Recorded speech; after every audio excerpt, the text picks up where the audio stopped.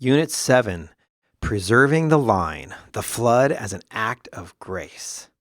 So we left off looking at this really interesting verse in Genesis 6:4. It says there were giants on the earth in those days and also afterward. And then it says, when the sons of God came into the daughters of men, and they bore children to them. These were the mighty men who were of old, men of renown. So this is a weird verse. Theologians have struggled with this for a long time, and it's interesting, right? And there's just one thing, though, I want to look at, and that is this particular phrase. This phrase, sons of God. Does this ring a bell of something that we covered earlier, specifically in Module 2 when we looked at before creation? This is a very interesting phrase because this should hearken you back to the verse we looked at in Job 38, verse 7. You remember, this is the context when God was speaking to Job about his creation, right? And this is one of the proof texts that angels existed and witnessed the creation of the physical realm. We talked about that earlier. Remember when God is saying, when all the morning stars sang together and all the sons of God shouted for joy. Now, we made the case earlier that this is actually a phrase to speak of angels. And there's another verse that actually mentions this. And it's also in Job 1, verse 6. It says, now there was a day when the sons of God came to present themselves before the Lord, and Satan also came among them. And there's another verse in Job 2 that says the same thing. And so I think that we can very safely conclude that this phrase, sons of God, in the Old Testament means angelic beings. But usually what it means are fallen ones. So this phrase, sons of God, almost universally refers to fallen angels. And we'll see that there's going to be a big difference between current angels and fallen angels. They're very different. They have the same nature, but they're very different beings. But this phrase, sons of God, takes on a whole new meaning in the New Testament. So that's a different discussion. But the phrase sons of God in the Old Testament usually refers to fallen angels. So now we go back to our verse that we looked at a second ago, Genesis 6:4. It says, there were giants also in the earth in those days and also afterward, when the sons of God came into the daughters of men and they bore children to them. So that's weird because sons of God are not, they're angels. They don't have bodies. But what we notice, one of the things that we learn about fallen angels throughout the entire Bible is they constantly seek to be embodied. They're always looking to embody flesh, whereas angels, as they were designed, don't seem to want to do that. But angels, when they have been fallen and cursed to the earth, they are constantly looking to indwell flesh. And so, again, you may be asking the same question, what in the world is going on here? Well, what theologians have surmised, and there are different views on this, but one of the views is that this is actually one of the first occurrences of demon possession that we see in the Bible. And you're like, okay, it's weird. It's a weird verse, but why does it matter? Well, what we see here is that we see Satan and the demons trying to pollute the human race at its earliest state. So interesting. Remember, one of the verses we looked at in 1 Peter, what is Satan's job? What is his mission statement, right? Peter reminds us in 1 Peter 5:8, be sober, be vigilant, because your adversary, the devil, walks about like a roaring lion, seeking whom he may devour. Now, what's so interesting about that verse, if we go back to Genesis 6 and we read on into verses 11 and 12, they say that the earth was corrupt before God.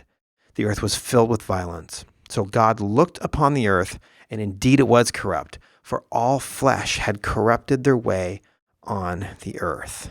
This is a really important verse. And now, as we look at it, we have the idea, okay, well, Satan and the demons are down on earth. They're trying to cause problems. Back to our previous question, why did God choose to rescue Noah? Now, I want to go back to the verse that I first mentioned about Noah, Genesis 6:9.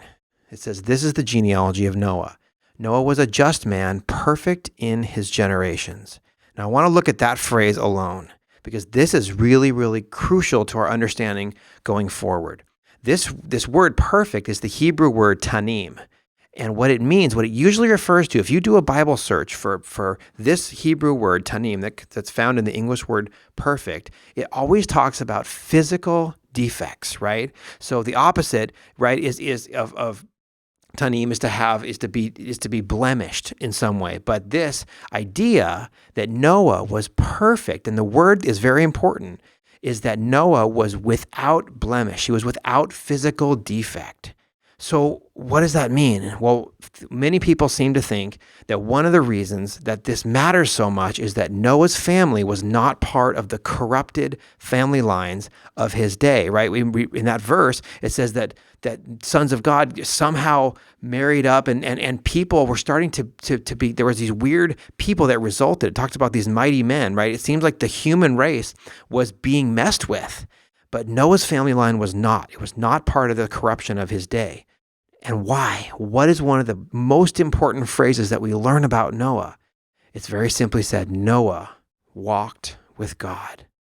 And what we see, Noah becomes an amazing type of salvation because Noah's personal righteousness was one of the key factors that led to his rescue. And what's so beautiful about this is that the name, the first mention that we just talked about earlier, is that what the Bible talks about is, this is what Bible calls grace.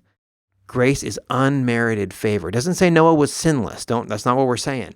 But it said that he walked with God. Because of that, Noah was rewarded. And therefore, as an act of grace toward his precious creation, now thinking about all of creation, all of mankind, what does God do?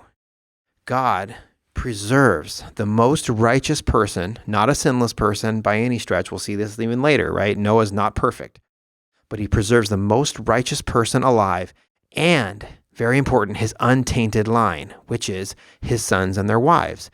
If you ever read you've ever read the account of when God tells Noah to build the ark, he makes sure to say that I want you, your sons and your wives, but their sons if they were even born, they were young, they weren't married at all. So God knew that, for one, the ark was going to take years, but the importance of this is it wasn't just God saving a righteous man. It was God saving a righteous man who also had a humanity that was preserved and it was untainted by whatever was going on with the sons of man and all that stuff that we mentioned in Genesis 6:4. So it's not just that God honors Noah's personal righteousness. It's also that his line was untainted. It was unblemished. So God preserves the most righteous person alive, his sons, and eventually their wives too. All of them go into the ark with the animals, and then God mercifully destroys all other wickedness from the earth because the rest of the earth was beyond saving. And so, when we look at this idea of the flood, we need to remember that the flood was an act of grace. It was an act of God saying, I am doing what I can to preserve the best, the original design, and that which is beyond saving, God mercifully wipes out. And God can do that. He is the author of life, and that's a whole different discussion. But the flood is an act of grace. And so what we're going to do in the next module is we're going to look at the actual events of the flood. We haven't actually looked at the flood itself, just looking at up to the flood. We're going to look at the flood event, and we're going to go from there all the way up to Abraham as we look at the rest of the prehistorical period. So join me in Module 6, if you would, for the flood to Abraham, God's justice, mercy, and rescue.